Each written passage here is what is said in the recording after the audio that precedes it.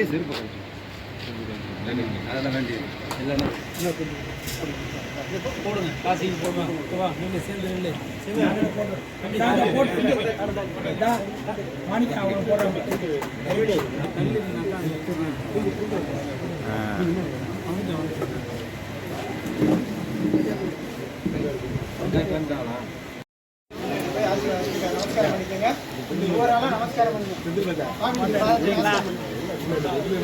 இங்க பாருப்பா, நம்ம இங்க பாருங்க, அப்பா இங்க பாருங்க, இங்க பாருங்க, போட்டோ கேமரா பாருங்க.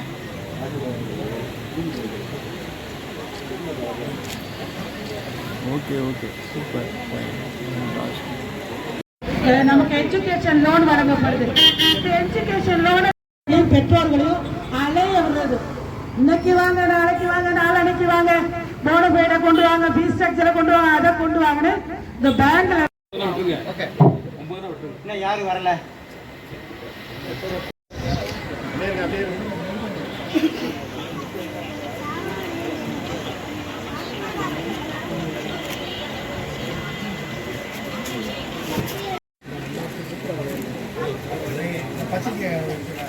ஏறி வாங்க.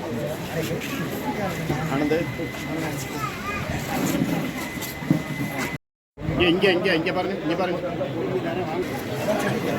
மேல ஏன் அப்படியே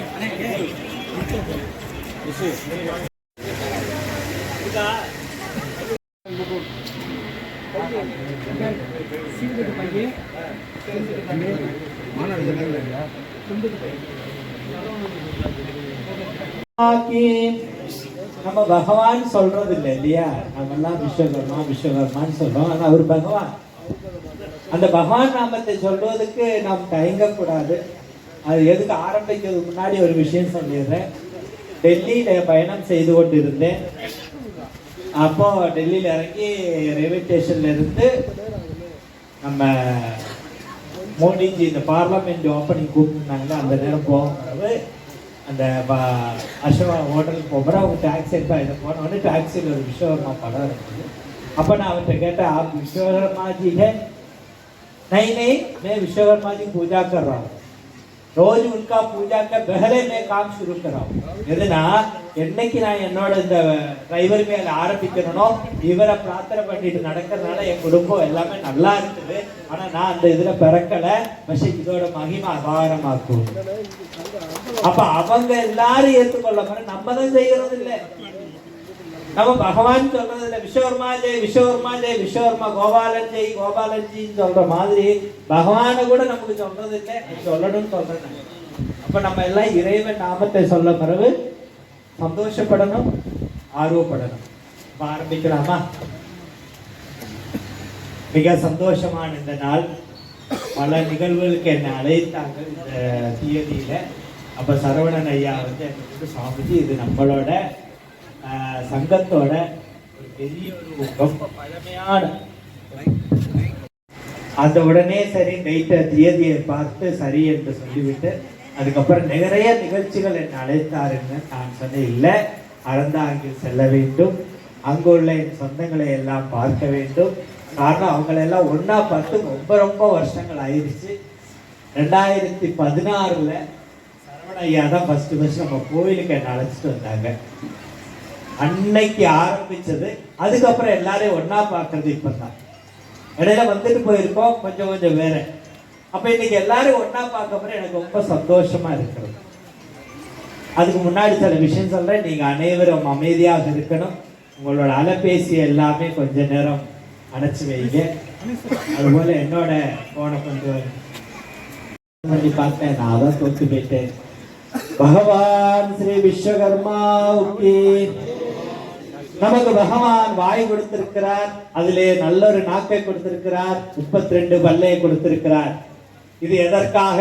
தினந்தோறும் செத்ததெல்லாம் திங்கிறதுக்கு அல்ல, நல்ல நல்ல உணவுகளை எடுத்து அது ஆரோக்கியமாக இருந்து நீங்க நல்ல ஒரு தலைமுறையை உருவாக்குவதற்கும் நல்ல விஷயங்களை பேசுவதற்கும் நம்மளோட ஞானத்தை மற்றவர்களுக்கு சொல்லிக் கொடுப்பதுக்கு தான் இல்லையா? அப்படி கொடுத்திருக்க மரபு. நாம் யாரும் ஊமை அல்ல. அப்போ இது இருக்க மரபு நல்ல விஷயங்களை சொல்வது கொஞ்சம் சப்தத்தை கொடுத்ததுனால தவறே இல்லைங்க. கொடுப்பீங்களா? பகவான் ஸ்ரீ விஸ்வகர்மாவுக்கு கிடையாது. என்கிட்ட எல்லாரும் சொல்லுவா, சுவாமிஜி நீங்க எங்க போனாலும் சிரித்து கொண்டு எல்லாரு கூடயும் ஆசீர்வாதம் செய்யறீல, காரணம் என்னன்னா இந்த உலகத்துல நாம புன்னையோடு கூடி வாழ்வதுதான் பெரிய விஷயம். நாம் ஒரு ஆளை பார்த்தால் புன்னையோட பார்த்துக்கணும், அதுக்கப்புறம் சிரிச்சு பேசணும், சந்தோஷமா பேசணும், நன்றாக இருக்கணும். நாம் இந்த உலகத்தில் வந்திருக்கிறோம், நாம் ஒரே குலத்தில் பிறந்திருக்கிறோம். நம் குலத்திலேயே வேற்றுமையை பார்க்க கூடாது. வேற்றுமை பார்ப்பீங்களா? பார்க்க கூடாது. அடுத்தவங்களை பத்தி குத்தமும் பேசக்கூடாது. எதுக்கு அப்படின்னா அடுத்தவனை குத்தம் பேசினா நம்மளோட வளர்ச்சி கெட்டு போயிருவோம். நம்மளோட வளர்ச்சி, நம்மளோட மேம்படைகிறது போயிடும். ஆனா நமக்கு நம்மளை கவனிக்க வேண்டாமா? அப்ப நாம் அனைவரும் நம்மளே நன்றாக கவனித்துக் கொள்ள வேண்டும், நம்மளே நன்றாக பார்த்து கொள்ள வேண்டும். நாம் அனைவரையும் கவனிச்சு கேளுங்க. இதுக்கு பேர் என்ன சொல்லுங்க? இது எதாவது உருவாக்கி இருக்குது? புஷ்பங்கள் இல்லையா? இப்ப நீங்க எத்தனை பேர் இங்க இருக்கீங்க இல்லையா? இதுல ஒவ்வொரு பூவை தந்துச்சு அது அழகா இருக்கான்னு கேட்டா எப்படி இருக்கும்? இருக்குமா? அதே மாதிரி இப்ப நாம ஒண்ணு சேர்ந்து கொண்டே இருக்கோம்னு வைங்க. இந்த மாலையில இந்த பூவை எல்லாம் ஒன்னா இருக்கதா இல்லையா? இது பார்க்கிறதுக்கு எப்படி இருக்கு? எப்படி இருக்குது? அப்ப இதே போல நீங்க ஒற்றுமையாக இருந்தால் மட்டும்தான் இந்த உலகம் நம்மளை ஏற்றுப்பாங்க.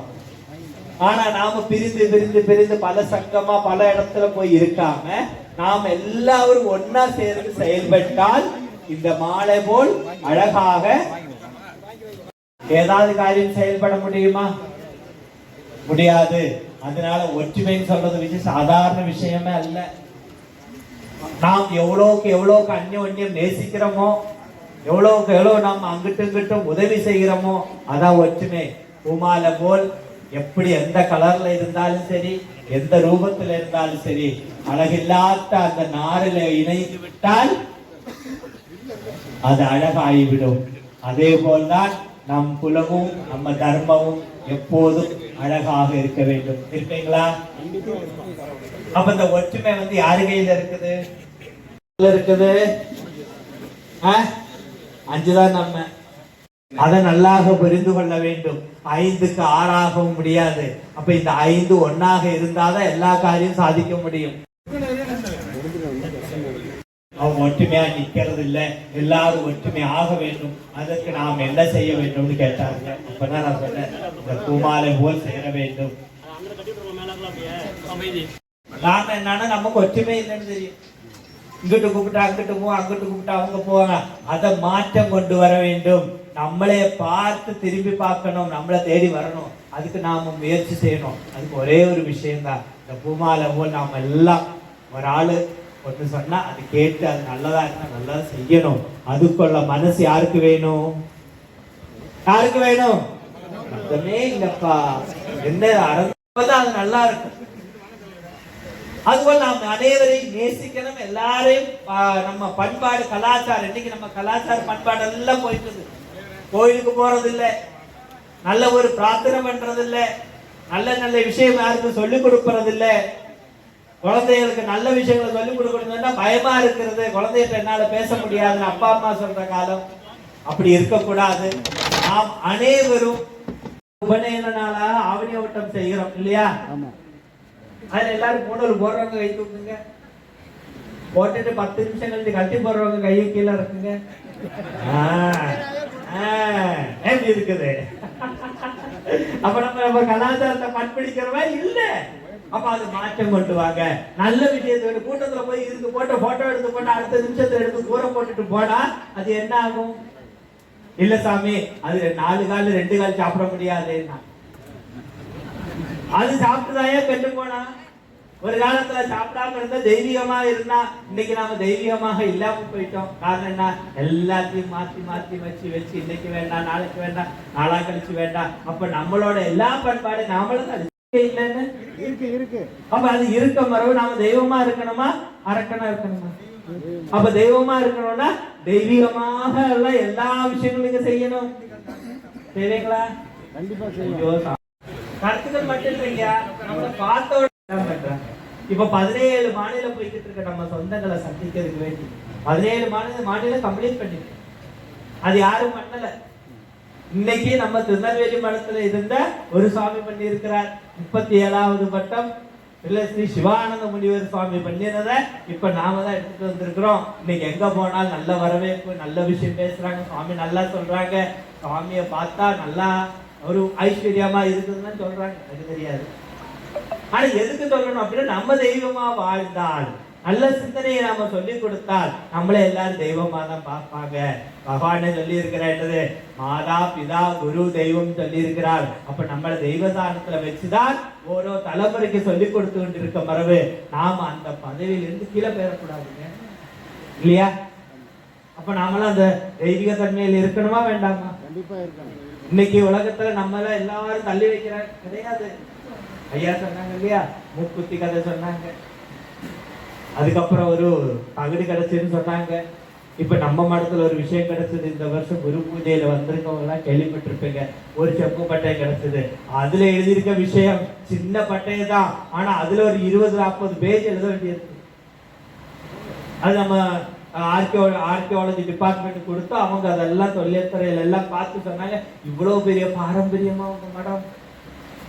அது ஒரு சின்ன பாப்பா 22-23 வயசுல அதுதான் அதை ஆராய்ச்சி பண்ணிச்சு. அது சொல்லிச்சு, இவ்வளவு பெரிய பாரம்பரியமா உங்க மடம் ஆச்சரியமா இருக்குது, இன்னைக்கு இப்படி இருக்குதுன்னாங்க.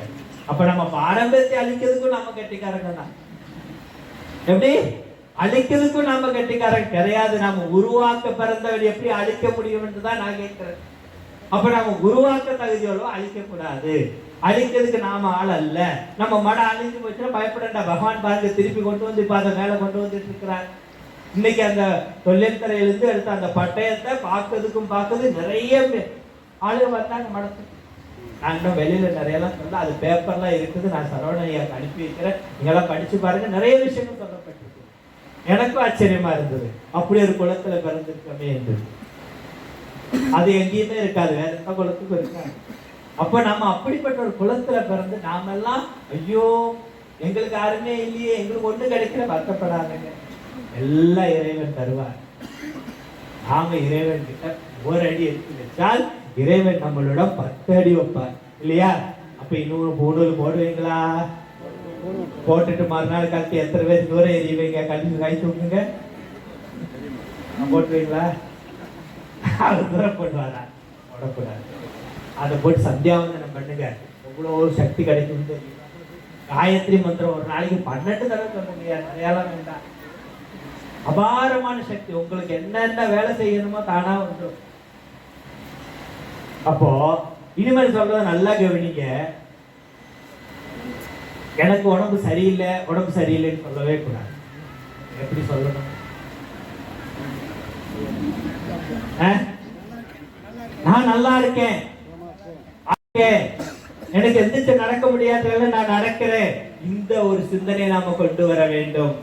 நான் கஷ்டப்படுறேன்னு சொன்னா உங்களுக்கு என்ன கிடைக்கும்? கஷ்டம் தான் கிடைக்கும். நான் கஷ்டப்பாட்டுல இருந்து வெளியே வந்து கொண்டிருக்கிறேன், நான் நல்லா ஆகிக்கிட்டு இருக்கிறேன், இதை பேசுங்க. சாப்பிட வர நல்லா சாப்பிடுறேன்னு சொல்லுங்க. அது பழைய சோறா இருந்தாலும் சரி. அது போல எனக்கு செலவுல காசு இல்லைனாலும் காசு வருதுன்னு நினைங்க, எல்லாமே வந்துடும். நான் சந்தோஷமா இருக்கிறேன், நான் ஆரோக்கியமா இருக்கிறேன்னு நினைங்க, நீங்க நல்லா இருப்பீங்க. ஆனா நாம எதை தவறாக நினைக்கிறோமோ அது நம்மளை இல்லாம ஆக்கிவிடும். அதனால இந்த உலகத்துல மிக மிக பெரிய விஷயம் என்னன்னு வச்சால், நம்ம மனசுல எதை தவறாக நினைக்கிறோமோ அது நம்மளை கீழே கொண்டு போயிடும். எல்லாத்துக்கும் நாம சந்தோஷமா இருக்கணும், நல்லா இருக்கணும்னாலும் அதுக்கு காரணம் யாரு? நம்ம மனசு தாங்க. இந்த மனசை சரியா வைத்து விட்டால் இந்த உலகத்தில் சாதிக்க முடியாதது ஒன்றுமே கிடையாது. எல்லாரும் சொல்லுவாங்க, சுவாமிஜி நீங்க இவ்வளவு பயணம் போயிட்டு வரீங்களே, உங்களுக்கு ரொம்ப சோர்வடைஞ்சு போக மாட்டீங்களாங்க? இல்லையா, ஒவ்வொரு இடத்துக்கும் போகிறவங்க அங்க நிறைய மக்களை பார்க்கறது சந்தோஷம், ஆர்வம், அவங்ககிட்ட பேசணும், அவங்க கூட இருக்கணும், அதே எனக்கு நிறைய எனர்ஜி தருது. அதனால ஓடிக்கிட்டே இருக்கேன். இன்னைக்கு இப்போ 300 கிலோமீட்டர் தாண்டி வந்துட்டோம் திருநெல்வேலியிலேருந்து காலையில. இன்னொரு ஒரு 277 250 கிலோமீட்டர் திருவண்ணாமலை போகணும்.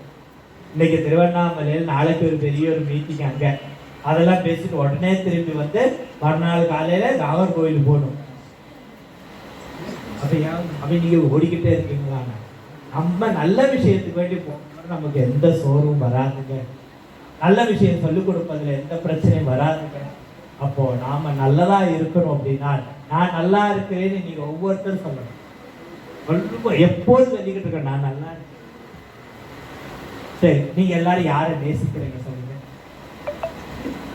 ரொம்ப யாரை நேசிக்கிறீங்க?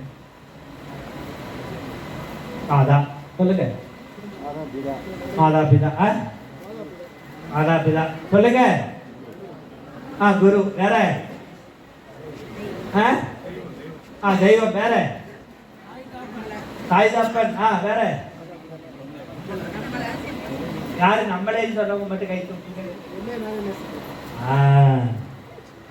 நீங்க சொன்னதெல்லாம் தவறுன்னு சொல்லல. ஆனா ஃபர்ஸ்ட் நாம நம்மளை நேசிச்சாதான் அடுத்தவங்களை நேசிக்க முடியுங்க. நம்ம அடுத்தவங்களை நேசிக்கிறேன்னு சொல்லிட்டு எவ்வளவு சண்டை போடுறது கரெக்டா? நான் அவங்களை நேசிக்கிறேன்னு சொல்லி 2 திட்டு ஜாஸ்தியா திட்டுவோம். நீங்கள் நம்மளை சுயம் அப்பனே அப்பனே பிரேம் கரோ அப்படின்னு இருக்காரு. ராதை யாரு தெரியுமா? கிருஷ்ணனோட தோழி. அந்த ராதையிட்ட போய் கேட்டோன்னு ராதை சொன்னாரா, நான் கிருஷ்ணனை ராதை என்ன நேசிக்கிறேன், அதுக்கப்புறம் தான் கிருஷ்ணனே. அப்பதான் கிருஷ்ணனுக்கு இருக்கிறாரா நான் பார்க்கணுமா இல்லையா? அப்ப என்ன நான் நன்றாக வைத்துக் கொண்டிருந்தாதான் அடுத்தவங்களை நான் கவனிக்க முடியும். சரியா? இப்ப நான் வந்து அவங்கள பாக்குறேன்னு இன்னைக்கு நிறைய செய்தது, அவங்கள பார்க்கறதுக்கு யாருமே இல்லை.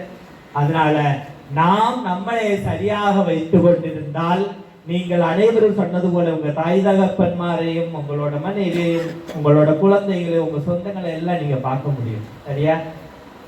அப்ப நம்மளை காப்பாத்தினாதான் அடுத்தவங்க. அப்ப நம்ம வந்து அடுத்தவங்களுக்கு வேண்டி பட்டினியா கிடக்க கூடாதுன்னு சொல்றேன். இன்னைக்கு நிறைய அம்மாமார் சொல்லுவாங்க, என்னோட ஆத்துக்கார் வந்ததுக்கு அப்புறம் தான் சாப்பிடுவேன். ஆத்துக்கார் வெளியில சாப்பிட்டு வந்துருவேன், நீங்க பட்டினியா கிடக்குங்க. நீங்க நல்லா இருந்தா தானே அடுத்து அவங்களே பார்க்க முடியும்னு யோசிக்கும். புரியுதா? தவறு இல்லை. நீங்க நல்லா நேசிக்கணும், நீங்க நல்லா இருக்கணும், அப்பதான் உங்க குழந்தைகளை நீங்க பார்க்க முடியும். நீங்க நல்லா இருக்கணும், அப்பதான் உங்க குடும்பத்தை பார்க்க முடியும். அதனால நாம் எல்லோரும் ஃபர்ஸ்ட் முதல் அவங்கள நேசிங்க. அவங்கள நேசிக்க பிறகு உங்க ஆரோக்கியத்தை நீங்க பார்த்துக்கிடுவீங்க. உங்களோட உடம்பு பிரச்சனை இருந்தா சரி செய்துக்கிடுவீங்க. இன்னைக்கு நம்மளை நம்ம நேசிக்காததுனாலதான் எந்த பிரச்சனை வந்தாலும் அப்புறம் பார்த்துக்கலாம்னு கடைசியில ஒண்ணுமே பார்க்க முடியாது. நான் சொன்னது புரியுதா? வேலை இருக்குது, அது இருக்குன்னு சொல்லிட்டு நம்மளை நாம் அழித்து விடக்கூடாது. நாம் இருந்தாதான் அவரை நான் பார்க்க முடியும், நாம் இருந்தாதான் என் குடும்பத்தை பார்க்க முடியும். அப்ப நீங்க அனைவரும் உங்களை நலமாக பார்த்து கொள்ளணும். இது எதுக்கு சொல்றேன் அப்படின்னா, நிறையவங்க என்கிட்ட சொல்லுவேன், சுவாமிஜி என் பிள்ளைகளுக்கு வேண்டி நான் கஷ்டப்பட்டேன், எனக்கு என் பிள்ளைகளுக்கு வேண்டி என் குடும்பத்துக்கு வேண்டி நான் என்னையே கவனிக்கல, இன்னைக்கு நான் இப்படி ஆகிவிட்டேன்னு சொல்ல மாட்டாங்க. மடையன், நீ மடையனப்பா. நீ உன்னை நல்லாக பார்த்திருந்தா இன்னும் அவங்க கூட நல்ல நாள் இருக்கலாமா இல்லையா? ஆமா சுவாமி, மறந்து விட்டேன். மறக்காத, இனிமே நேசி. எல்லா இடத்துலயும் இது எதுக்கு சொல்றேன்னா, நமக்கு பல வேலைகள் இருக்கு, வேலை இருக்குன்னு சொல்லி சாப்பிட மாட்டோம். வேலையை நமக்கு ஏதாவது ஒரு பிரச்சனை வந்தா தீர்வு செய்ய மாட்டோம். இதை மாற்ற வேண்டும். அடுத்தது நம்ம குழந்தைகளை நாம எப்படி வளர்க்கிறோம் சொல்லுங்க. எப்படி வளர்த்துறீங்க? குழந்தைய நல்லா படிக்க வைக்கிறோம், உயர்ந்தது கொண்டு போகணும்னு நினைக்கிறீங்க. அவங்க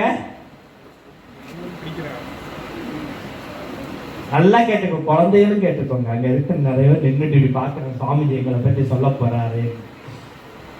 குழந்தைகளுக்கு வேண்டதெல்லாம் செய்யுங்க, அவங்க மனசுக்கு வேண்டதையும் செய்யுங்க.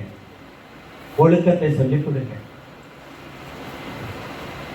அது வேணும். அவன் கேட்டதெல்லாம் வாங்கி கொடுத்தேன், ஆனா அவன் மனசுல இருக்கிறது என்னன்னு எனக்கு தெரியலையே, அப்புறம் தலையில அடிக்க கூடாது. சிறு வயதுல இருந்து அந்த ஒவ்வொரு நாளும் வரும்போது உங்க குழந்தைகளை நீங்க சரியான விதத்துல அவங்கள வழிகாட்ட வேண்டும். செய்வீங்களா? அது எப்படி செய்யணும்னு உங்களுக்கு தெரியாட்டு எனக்கு போன் பண்ணி கேளுங்க, சொல்லித்தாரேன். உங்களுக்கு நிறைய நாள் சுவாமிஜி வந்து சில விஷயங்கள்லாம் படிச்சு வச்சுட்டு தான் வந்திருக்கிறார். எல்லா விஷயம் சொல்லிக் கொடுப்பாரு. பெண் குழந்தைகளுக்கு என்னெல்லாம் வேணும், ஒவ்வொரு வயதுல என்னெல்லாம் சொல்லிக் கொடுக்கணும், அம்மாமாருக்கே தெரியாது, பின்ன எப்படி குழந்தைகள் சொல்லிக் கொடுப்பாங்கன்னா நீங்களும் படிக்கணும். பெரிய விஷயம். யாரு மேலேயாவது உங்களுக்கு கோபம் இருக்கா வச்சுக்கோங்க, சொல்ல வேண்டாம். இன்னையிலிருந்து ஒரு வாரத்துக்குள்ள தீர்த்து, அதுக்கப்புறம் இருக்க நிம்மதி பெரிய விஷயம். நமக்கு அவர் மேல கோபம், இன்னையிலிருந்து ஒரு வாரத்துக்குள்ள நான் பேசி எடுத்து தீர்த்துறது ஐயா. இல்ல என் மனசுல கோபம் இல்லைன்னு தீர்மானம் பண்ணுங்க, உங்களுக்கு நிம்மதியா தோணும். அந்த மனசை எப்படி உருவாக்கி இருக்காருன்னா, எங்கேயுமே சிதல் அடைஞ்சு விடக்கூடாது, எங்கேயும் உடஞ்சிடக்கூடாது. அப்ப அவர் 10,000-10,000 பேர் வேலை பார்க்கிற இடத்துல கொத்தி கொத்தி கொடுத்து அவர் மனசு அதை பார்த்து பார்த்து செய்து அந்த கோயிலை உருவாக்குனவர் எவ்வளவு பெரிய ஆளு. அப்ப பகவானுக்கு ஏன் கோயில் இல்லைன்னு சொன்னா, கோயிலே பகவான், கோயிலே விஸ்வகர்மா. நாம் பார்க்கிற அனைத்து ஆலயங்களும் பகவானோட ரூபந்தான். அதனால பகவானுக்கு இல்லைன்னு இருக்கு. ஏமா ஏமான்னு அது திரும்பியே பார்க்காது. காரணம், நீங்க சின்ன பிள்ளையில இருந்து கேட்டதெல்லாம் வாங்கி கொடுத்தீங்க, ஆனா மனசுக்கு என்ன கொடுத்தீங்கன்னு கேட்டா ஒண்ணுமே கொடுக்கலையே. அப்போ மனசுல ஒரு பற்றுதலே கொடுக்கணும். இது என்னோட குடும்பம், என்னோட அப்பா, என்னோட அம்மா, என்னோட வீடுன்னு உறவை கொடுக்க வேண்டும். இன்னைக்கு உறவுகள் எல்லாம் பிச்சு விட்டது. காரணம் மொபைல் போன். ஒரு ரூம்ல 4 அறைகள் இருந்தால் 4 அறையில 4 பேர் உட்கார்ந்து போன்ல மெசேஜ் பண்ண, அம்மா சாப்பாடு ரெடினா வருகிறேன். அப்படி இருக்கக்கூடாது. ஒன்னா இருந்து சாப்பிடறதுக்கு பழகுங்க. சுவாமி நேரம் இல்லை, ஞாயிற்றுக்கிழமையாதோ இல்ல வாரத்துல ஒரு நாளாதோ உருவாக்குங்க. அவங்க பிரச்சனைகளை கேட்டு தெரிஞ்சுக்கோங்க, உங்க பிரச்சனை அவங்களுக்கு சொல்லுங்க. ஐயோ என் பிள்ளை கஷ்டப்படுவா, நான் கஷ்டப்படுறதோன்னு சொல்ல மாட்டேன்னு நீங்க இருக்காதீங்க. நீங்க என்ன பண்றன்னு உங்க குழந்தை தெரியணும். இன்னைக்கு நிறைய நீங்க ரீல்ஸ் பார்ப்பீங்க, ஒரு அப்பா கஷ்டப்பட்டது பையன் கடைசியில தெரிஞ்சுட்டு அழுகுறான்னு திருந்த மாட்டாங்க. அப்பப்ப சொல்லி கொடுங்க, எப்படி கஷ்டப்பட்டு நான் உங்களை வளர்த்துக்கிறேன், நான் என்ன செய்யறேன்னு அந்த குழந்தையும் தெரியட்டும். அப்பதான் அவங்களுக்கு தெரியும் நான் வளர்ந்து வர மாதிரி இதெல்லாம் இருக்குமே. அப்போ நம்ம படிக்க வைக்கணும்னா ஸ்கூல் படிப்பு மட்டும் போராதுங்க, சரியா? இந்த மாதிரி விஷயங்களை நீங்க சொல்லிக் கொடுக்கணும். உங்க குழந்தையில உங்க குடும்பத்துல ஒரு ஆளா நீங்க பாருங்க. என் பையன் படிக்கிறான்னு சொல்லி அவன குடும்பத்திலே மாற்றி வச்ச மாதிரி மாசம் மாசம் பைசா மட்டும் அனுப்பி கொடுத்தாங்க. வீட்டு விஷயத்தையும் அவனுக்கு சொல்லுங்க, வீட்டுல என்னெல்லாம் நடக்குதுன்னு சொல்லுங்க. அவனுக்கு குடும்பத்துல டச்சிங் வரட்டும். வீட்டுல பொம்பளை பிள்ளையில இருந்தா பாத்திரம் கழுவ சொல்லுங்க, ஆம்பளை பையன் இருந்தாலும் பாத்திரம் கழுவ சொல்லுங்க. ஆம்பளை பையனை ஒன்னும் செய்ய வைக்க கூடாது. இல்ல அவன் 2 படிக்கட்டுமே, வீட்டு வேலையும் படிக்கட்டுமே. என் பையன் படிச்சிருக்கான் வேலை பண்ண, அப்படி இல்லை. இன்னைக்கு வெளிநாட்டுல போய் பையங்க படிக்கிறாங்க, அவங்க வேலை பார்த்துட்டு அவங்க எங்கேயோ போய் பாத்திரம் கழுவிட்டு தான் படிக்கிறாங்க. அது உங்களுக்கு தெரியுமா? உங்களுக்கு தெரியாது, அவன் சொல்லவும் மாட்டான். ஆனா எனக்கு தெரியும், நான் ஊர்ல எல்லாம் போய் பார்த்துருக்கேன். அங்க போய் வேலை பார்ப்பா, நம்ம வீட்டுல நம்ம வீட்டு வேலை பார்க்கட்டுமே. நம்ம வீட்டு விசேஷங்கள் நம்ம குழந்தைகள் தெரிஞ்சுக்கணும். அப்பதான் அவங்களுக்கு குடும்பத்து மேல ஒரு பற்றுதல் வரும், அப்பா அம்மா மேல ஒரு பற்றுதல் வரும். உங்களை விட்டுட்டு போக மாட்டாங்க, உங்களை எப்போதும் பார்க்கணும்னு அவங்களுக்கு தோணும். நான் சொன்னது சரியா தப்பா? இது சாமி நீங்க சொன்னது சரியில்லை அப்படின்னு இருக்கா? ஆனா இன்னைக்கு வேணும். நீங்க கூப்பிட்டீங்க, வந்தேன், எல்லாரும் நல்லா இருக்கணும், அக்ஷதையை போட்டுட்டு போகிறதுக்கு எனக்கு தெரியும். ஆனா நாம் அப்படி இல்லை. என்னோட ஒரு ஆசை இருக்குது, இன்னொரு 5 வருஷத்துல தமிழ்நாட்டுல நம்ம குடும்பங்கள் எல்லாம் சீரும் சிறப்புமாக நலமாக இருக்கணும். அதுக்கு வேண்டிதான் நான் ஆசைப்படுகிறேன். அதை உருவாக்கணும். நாம குருவாக இருக்கணும் அப்படின்னா கையை கட்டிட்டு போடா போறாது. குரு என்றால் பாடத்தை சொல்லிக் கொடுக்கணும், புரிய தெரியாது தலையில 2 கொட்டு கொட்டணும், கூட குட்டி கொண்டு போட, அது பேர் தான் குருநாதர். ஒரு குருவிட்ட இருந்து என்ன படிச்சோம் அப்படின்னா இதான் படிச்சோம். எங்க சுவாமி இப்படி சொல்லி இருக்கிறாங்க. புரியாட்ட வந்து இருங்க, நான் என்ன சொல்ல, ஆசிரமத்துக்கு வரணும், மடத்துக்கு வரணும். குரு பூஜைக்கு மட்டும் வந்தா போறாங்க. குரு பூஜைக்கு வந்தா சாமி கையை காட்டுவார், ஒரு லட்டு கொடுப்பார், சாப்பிட்டு